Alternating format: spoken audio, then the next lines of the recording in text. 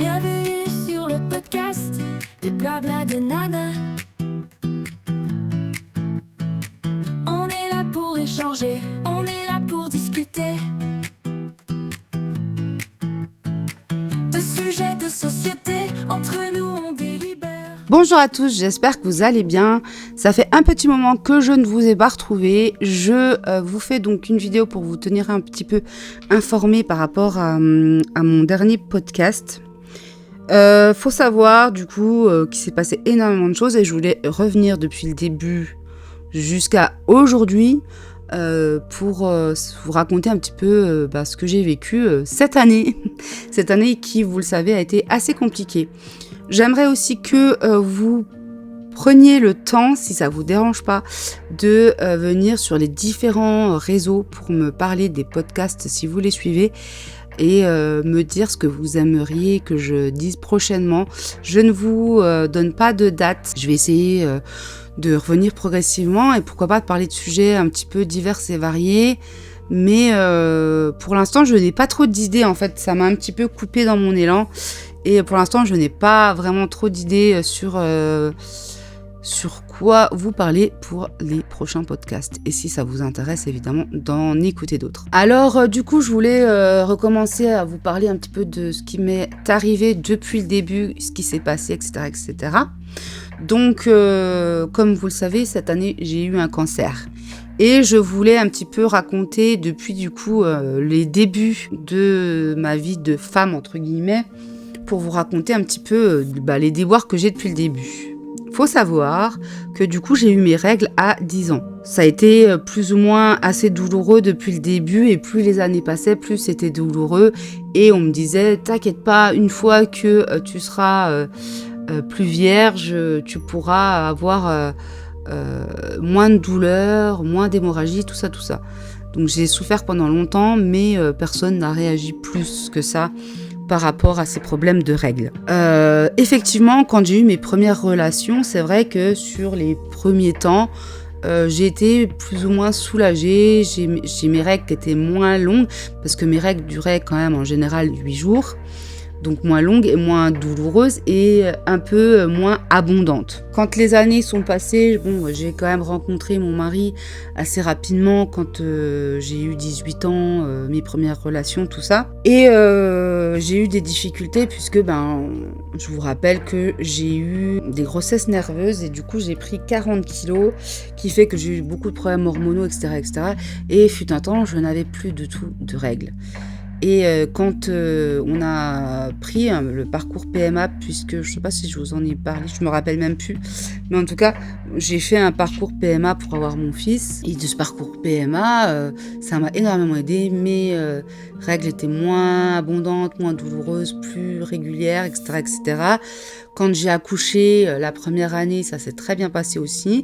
Et puis à partir de la après la première année, progressivement, j'ai recommencé à avoir des douleurs, j'ai recommencé à avoir des retards de règles, j'ai commencé à être embêtée encore et encore. Et depuis l'été, pas cette année, mais celui d'avant, du coup, j'ai commencé à avoir des règles assez abondantes, assez douloureuses. Au niveau du cycle, il était plus ou moins long, ça durait des fois 45 jours, enfin voilà. C'était compliqué et plus ça allait, plus mes règles étaient longues et douloureuses. Et même quand j'avais pas mes règles, j'étais embêtée puisque j'avais même mal pareil que quand j'avais mes règles. Il y avait la période d'ovulation qui me faisait mal, la période post-ovulation. Enfin, en fait, c'était tout le temps un cycle que j'avais mal H24, quoi. 7 jours sur 7. J'avais les règles extrêmement abondantes. Je me changeais des fois jusqu'à 6-7 fois dans la nuit. Et c'était pas normal. Donc de là, on s'est dit, il y a un problème. Donc j'en ai parlé à mon médecin. Puisque j'avais parlé avec des internautes notamment sur Twitter. Et une qui m'a dit, écoute, moi j'ai l'impression que tu as de l'endométriose parce que j'en ai et c'est vraiment les symptômes que j'ai, quoi. Donc je lui dis, écoute, je vais en parler à mon médecin traitant. Un médecin traitant qui m'a été vraiment d'une aide, mais vous imaginez même pas. Cette généraliste, je l'ai eue à peu près 1 an. Elle m'a aidée pour le cancer, mais pas que. Parce que j'ai dû refaire un dossier MDPH et tout. Et là, waouh, j'étais là, c'est une dinguerie. Elle m'a fait un dossier, mais vraiment de fou, quoi. Jusqu'à présent, mes médecins, ils m'ont jamais rempli comme il faut les dossiers. Pour l'instant, j'ai pas de réponse, donc je sais pas si ça sera efficace, mais en tout cas, elle m'a vraiment bien rempli le dossier. Et donc, de là, elle m'a fait faire un IRM pelvien que j'ai fait en février. Et de là, quand j'ai fait l'IRM, déjà, les IRM étaient anormalement longs, puisque ça a duré plus d'1 heure et que normalement, ça devait durer une demi-heure. Quand j'ai eu fini, d'habitude, quand on fait un IRM, un scanner, c'est merci, au revoir, ciao, quoi. Sauf que là, on m'a dit, vous devez attendre le médecin. De là, je me suis dit, putain, il y a un problème, c'est pas possible. Il y a forcément un truc qui va pas, qui cloche. Clairement, c'est pas normal. Donc, de là, le médecin vient me voir et me dit, vous avez l'endomètre anormalement épais et possiblement tumoral. Voilà, c'est jamais très bon. Je sors du cabinet et je lui dis, va falloir revenir. Donc, je m'effondre, en fait, je pleure et mon mari ne comprend pas puisque je ne lui dis pas ce qui se passe. On va à l'auto, on était les derniers le soir tard. De là, donc, j'ai dû prendre rendez-vous avec une gynéco, d'ailleurs, qui est venue me voir le lendemain de l'accouchement. C'est elle qui était venue me voir, mais je m'en rappelle pas. Ce qui s'est passé, c'est que elle me dit, écoutez, on va vous faire un curetage, un peu comme quand on fait une fausse couche ou quoi. Ok. Donc, j'ai fait un curetage. Et j'ai dû attendre plusieurs semaines pour avoir les résultats du curetage, puisqu'en même temps, il faisait biopsie et tutti quanti. De là, on m'annonce que j'ai un cancer de l'endomètre de stade 1. Donc, logiquement, ça devrait aller, machin. Mais on me demande quand même si j'ai encore l'envie d'avoir un enfant. Alors, c'est pas que j'ai pas envie d'avoir un enfant, c'est que le parcours PMA est quand même très compliqué et que je pense que la meilleure des choses aurait été, si je voulais un deuxième enfant vraiment à tout prix, il aurait fallu qu'on enchaîne en fait le parcours PMA après avoir eu notre premier enfant. À l'heure actuelle, entre mes problèmes de santé, tout le tralala, c'est pas facile, compliqué, et même de faire un parcours PMA, d'aller à l'hôpital et tout machin, c'est très compliqué. Et dans notre situation actuelle, ce n'est pas possible. Donc de là, je lui dis non, allez-y, enlevez tout, quoi. Enlevez ce qu'il y avait à enlever. Parce que on aurait pu éventuellement, on va dire, gratouiller, refaire des inséminations et voir, une fois accouché, peut-être tout enlever à ce moment-là. Je ne sais pas, mais en tout cas, il y avait peut-être possibilité que j'ai un autre enfant, puisque je suis considérée comme la plus jeune à avoir eu ça, en tout cas dans le service. Et je ne parle pas d'un cancer, je tiens à préciser, je ne parle pas d'un cancer de l'utérus, mais bien de l'endomètre. En fait, on m'a enlevé au bout d'1 mois après le curetage, qu'on m'a enlevé tout. Donc j'ai eu l'utérus, les trompes, les ovaires, etc. Mais parce que du coup, je le précise, parce que ce n'est pas obligatoire qu'on vous enlève tout. Des fois, ils enlèvent juste l'utérus ou... Enfin voilà, on peut ne pas tout avoir à enlever. Moi, à ce moment-là, on m'enlève tout. C'est une hystérectomie totale. On m'a également enlevé les ganglions qu'il y a aussi en bas, parce que les ganglions aident pour l'immunité, mais il aide à la propagation du cancer. Donc on m'a tout enlevé, il était sain, hein, je vous le précise, même si du coup, voilà, mais en tout cas, il était sain, tout ça. Sauf que quand ils l'ont enlevé, ils ont envoyé, en fait, pour analyser mon appareil génital, je sais pas comment vous dire ça, en tout cas, ils ont envoyé ce qu'ils m'ont enlevé en analyse, et il s'avère que j'avais un cancer de stade 2 qui avait atteint le col de l'utérus. Il faut savoir que quand vous avez ce cancer-là, ou enfin un cancer de l'utérus même, quand on vous enlève tout, même si c'est qu'à un stade 1 ou 2, enfin ils sont pas dans l'obligation de vous faire de chimio ou de rayons ou de choses comme ça. Moi, la chimio n'était pas préconisée puisque j'étais entre guillemets encore, enfin c'était de stade 1 et voire 2, du coup c'est passé au 2 mais on l'a su bien après. Mais en tout cas, de base, la chimio n'était pas préconisée dans mon cas, puisque j'étais pas à un stade avancé. Heureusement, du coup, que ça a été pris assez tôt et que, du coup, j'ai fait des examens assez rapidement et tout. Je veux dire, ma bonne étoile, là. Vraiment, ma bonne étoile, parce que ça aurait pu être beaucoup plus grave que ça. Il faut savoir que j'ai été sur des forums de personnes qui ont eu la même chose que moi et qui n'ont pas eu de traitement derrière et du coup qui ont eu une récidive, parce que tu te dis, une fois que tu enlèves tout, il n'y a plus rien, quoi. Mais en fait, non, il peut y avoir encore des petites souches, on va dire, métastases ou je ne sais quoi, de cancer qui peuvent, je suis pas médecin, donc je vous dis un petit peu mes termes à moi, mais qui peuvent rester et du coup, revenir. Et je me dis, mais après, je n'ai pas osé trop en parler aux personnes concernées, mais si ça veut dire que ça peut revenir, ça va où? Parce que si ça atteint, on va dire, le vagin, qu'est-ce qui se passe? On vous enlève tout, il n'y a plus de vagin? Enfin, je sais pas. Mais en tout cas, moi, à l'heure actuelle, il faut savoir que du coup, au-dessus, il n'y a plus rien. Alors, vous avez quand même le périnée, tout ça, qui tient les organes, hein, parce que moi, j'ai eu une grosse peur de la descente d'organes, mais il y a quand même des choses qui tiennent. Donc, logiquement, vous pouvez pas... Voilà. Donc une fois que j'ai été opérée, il faut savoir quand même qu'il y a 1 mois de convalescence où je ne pouvais absolument rien faire. Et ça, c'est très compliqué parce que déjà, pendant 15 jours, déjà, t'as pas la force de rien. Alors si t'es tout seul et tout, enfin franchement, chapeau parce que c'est vraiment chaud. C'est vraiment chaud. Moi, j'ai eu la chance du coup que mon mari puisse prendre ses vacances. Malheureusement aussi, ça lui a bouffé ses vacances, mais prendre ses vacances à ce moment-là, au mois d'avril, pour rester avec moi et s'occuper de moi et de s'occuper de Lucas aussi, hein, parce que du coup vous savez que je n'ai pas le permis, donc du coup c'est moi qui emmène Lucas, mon fils, à l'école à pied et c'est assez compliqué. Alors imaginez si vous pouvez pas vous lever, comment on fait quoi. Donc bref, du coup j'ai eu la chance à ce moment-là que mon mari soit là. Franchement c'était vraiment difficile de rester comme ça. Les piqûres aussi de phlébite là, contre la phlébite, c'est une horreur sans nom. Ça, plus tous les à côté, quoi, j'ai envie de vous dire, vraiment, ça a été un des pires mois de ma vie, hein. Sincèrement. Donc, en plus, j'ai dû attendre assez longtemps pour avoir une réponse, après pour la biopsie. Et donc, comme je vous ai dit, c'était passé de stade 1 à stade 2. Et vu que ça avait atteint le col, on m'a donc dit qu'il fallait que je fasse des rayons.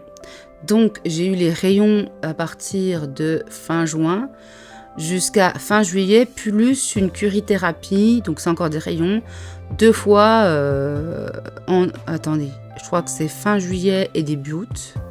J'ai eu 2 semaines, on va dire, où j'ai été à peu près tranquille après la fin des rayons, et après j'ai refait les 2 séances de curithérapie, et puis là maintenant pour l'instant c'est fini. Je dois revoir la gynéco dans 1 mois et demi à peu près, ouais, non, dans 2 mois. Dans 2 mois. Et puis j'ai un scanner à faire pour voir s'il n'y a pas eu de récidive d'ici juin, juillet, août. Avant août, hein, puisque je dois revoir, c'est la personne qui s'est occupée de moi pour les rayons en août. Donc voilà, et après ce sera tous les 6 mois, ensuite tous les ans, puis tous les 2 ans, et comme ça pendant à peu près 10 ans. Hein. Mais vu que dans 10 ans, j'aurai presque 50 ans, je pense que de toute façon, il faudra que je fasse régulièrement, que j'aille voir les médecins pour voir si tout va bien, et bien suivre tout ça. En tout cas, je tiens à vous dire que les rayons, ça a été quand même assez difficile. Même si c'est certainement moins difficile que la chimio, ça je le conçois bien, que c'est certainement moins difficile qu'il y a 20 ans, puisque ça touche quand même pas mal d'organes, c'est pas protégé comme il faut, même si on essaie de faire au maximum, que je dois boire aussi, etc. etc. Faut savoir que j'ai eu énormément de soucis intestinaux et compagnie, aussi par rapport à mon diabète, puisque je suis diabétique. Et ce qui fait que la metformine, ça fait plus de 10 ans que je la prends, que je ne la supporte pas et qu'on m'a enfin arrêté la metformine pour passer à l'insuline. Et je préfère faire ma petite piqûre tous les matins et ne pas être embêtée comme j'étais embêtée, vraiment à avoir des crampes au ventre, des sueurs froides, des courantes, etc. etc. Et vous imaginez bien que du coup, vu que je faisais les rayons à ce niveau-là, que les intestins ne sont pas du tout protégés à ce moment-là. Entre ça, les glaires qui sortent du coup de l'arrière, je suis désolée, c'est un peu glauque, j'essaie de vous le dire, pas non plus trop salement, mais vous voyez ce que je veux dire. En fait, j'avais des glaires qui sortaient par là. Les intestins ont vraiment pris cher, vraiment. Le reste, ça allait parce que du coup, en fait, quand on fait des rayons à ce niveau-là, une radiothérapie à ce niveau-là, il faut que votre vessie, elle soit pleine. Et du coup, il faut boire. Et le fait que la vessie est pleine, elle protège la vessie et les autres organes. Donc là, ça se passait bien. Mais par contre, comme je vous disais, à l'arrière, tout ce qui est intestinal, ça prend cher, vraiment cher. Et j'ai perdu une dizaine de kilos, surtout sur la fin. Au début, je perdais 1 kilo par-ci par-là. Et à la fin, mais vraiment, la dernière semaine, j'ai perdu 7 kilos. J'en pouvais plus, j'arrivais plus à me nourrir. J'étais vraiment pas bien du tout. En plus de ça, mon fils était en vacances la dernière semaine. Donc vraiment, je les ai appelés le lundi matin en pleurs parce que je me disais, je vais jamais pouvoir continuer, quoi. C'est pas possible. Ensuite, quand il y a eu la curithérapie, alors la curithérapie, c'est vraiment ciblé sur la cicatrice au fond du vagin. Donc c'est par l'intérieur et du coup, il n'y a pas ce problème de diarrhée, tout ça, quoi. Faut savoir que j'ai pris aussi du charbon. Voilà, j'ai pris pas mal de trucs pour m'aider justement, et c'est vraiment efficace le charbon. J'ai eu des problèmes d'hémorroïdes, enfin vraiment, j'ai jamais eu autant de soucis là de ces derniers mois là. J'ai aussi, comme je disais, perdu beaucoup de cheveux. Même si ce n'est pas une chimio, là, avec les rayons, j'ai perdu des cheveux. Et du coup, j'ai fait une cure aussi pour les cheveux assez intense. Et j'ai plein de petits cheveux qui ont poussé, mais au moins, c'est très bien. Là, j'ai enlevé, pour ceux qui savent peut-être, j'avais des cheveux blonds, j'avais des mèches blondes que j'ai tout coupé là récemment parce que ils étaient tout secs. Et je pense que tout ça, l'été aussi, avec la chaleur, fait que j'avais besoin de couper, et puis avec tous ces petits cheveux là, donc je me suis vraiment coupé les cheveux. Là ils sont naturels, j'ai des cheveux gris mais c'est pas grave, tant pis, on assume, et je pense que en plus cette année j'ai pris beaucoup de cheveux gris. J'ai les cheveux qui frisent en plus, ils sont tout doux, tout beaux là, et je me dis on repart sur une base un peu saine, donc c'est cool.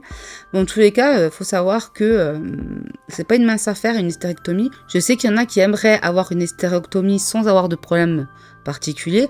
Alors faut savoir que si on n'a pas un cancer ou vraiment des difficultés intenses, c'est pas remboursé, donc vous pouvez le faire mais c'est payant. C'est dur, clairement c'est dur parce que c'est pas facile, Il faut être entouré quand vous faites ça.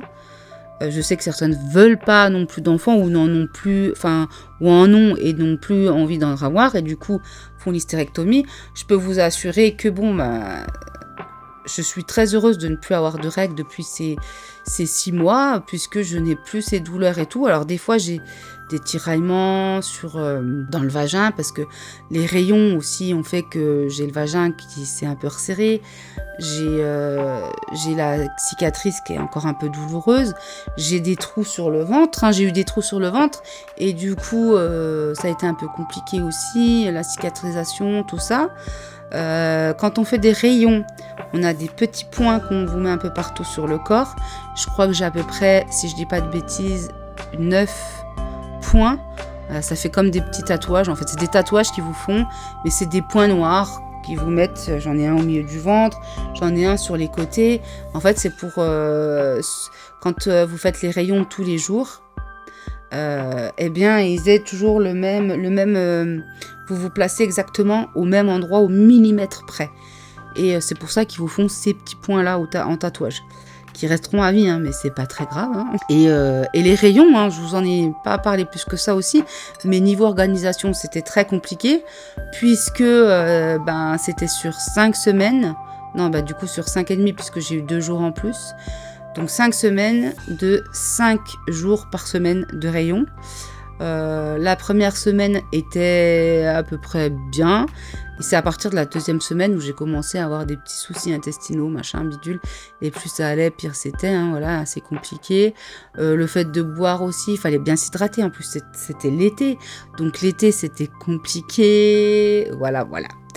Donc en tout cas pour l'instant ça va. Je m'en suis plus ou moins remise. J'ai des phases de fatigue extrême. Je pense qu'il va me falloir un certain temps pour m'en remettre. Faut savoir que la première anesthésie, quand j'ai fait le curetage, est passée, on va dire, comme une lettre à la poste. Par contre, la deuxième, qui était moins d'un mois après, ça a été difficile, vraiment. Voilà. Le réveil difficile, les suites aussi compliquées parce que la fatigue était très intense. Et j'ai encore cette fatigue intense.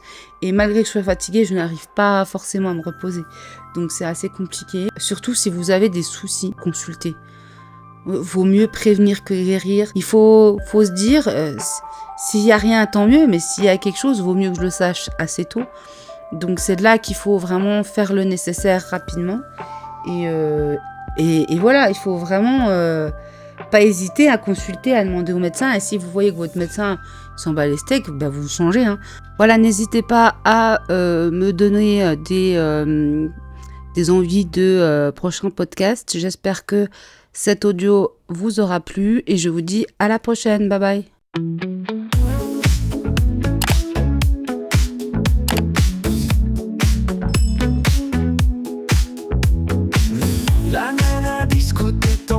Du jour, de l'actualité qui traverse nos vies toujours. Elle partage ses pensées et ses idées sur la santé et l'amour avec sincérité. Maman trentenaire est pleine d'énergie. Sa vie de famille, c'est son harmonie. Entre les couches, les rires et les pleurs, elle trouve la force de nous rendre meilleurs. Parlons-en ensemble, laissez-vous emporter. Des sujets divers pour vous faire rêver. Avec Natacha, on trouve toujours l'espoir. Un moment ensemble pour mieux voir. Tracas d'une mère aux joies des enfants. Des astuces de vie qu'elle partage en riant.